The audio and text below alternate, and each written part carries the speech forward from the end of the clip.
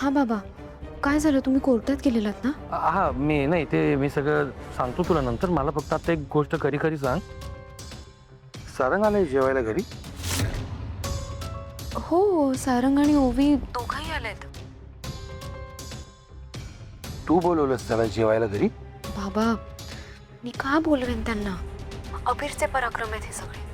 त्याने फक्त मला इतकंच सांगितलं होतं की तो त्याच्या फ्रेंड्सला जेवायला बोलवणार आहे म्हणून. आणि अचानक सारंगला समोर बघून मलाही धक्का बसला.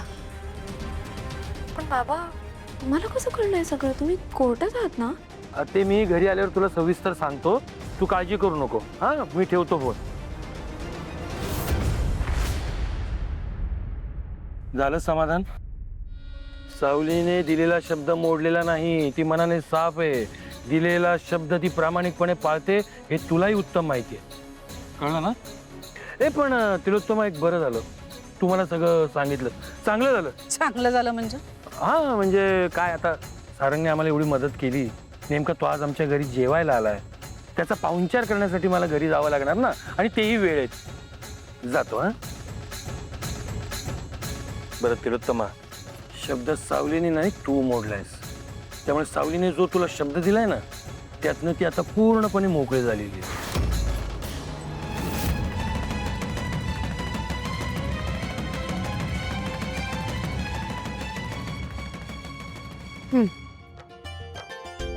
बडीशेप.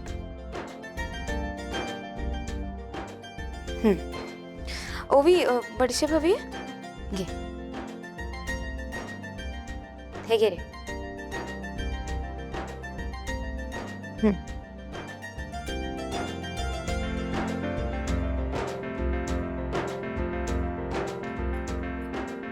ओवी, जेवण आवडलं का?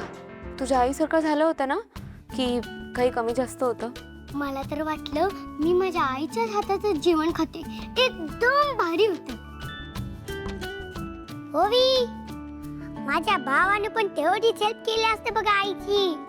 हे काय रे अभिरा, मी काही केलं नसतं बघ. मी फक्त भाजी निवडून आणि 2 दिलेली असते. बाकी सगळी जादू तुझ्या आईच्या हातची असते बघ. बाबा, बघितलं अबीरच्या घरचे किती चांगले.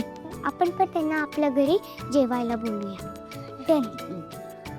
सावली टीचर, अबीर, व्यंकटेश काका, तुम्ही सगळे आमच्या घरी जेवायला या. कधी यायचं ते आईला विचारून सांग. ओवीच्या आईला. बाय द वे, जेवण छान झालं होतं. बोलवल्याबद्दल थँक्यू. ओवीने तेच सांगितलं. आणि पाहुण्यांचं आदरातिथ्य करणं माझं कर्तव्य आहे. चला, बास झालं. म्हणजे खूप वेळ झाला इथेच आहोत ना, निघूया आपण. हो, जाऊया. आई पण वाट बघत असेल ना. म्हणजे तुझी पण आहे आणि माझी पण आहे. Bye Veer, bye Savli teacher, bye Venkatesh काका, bye bye. Bye bye. Bye bye. येतोय. चल.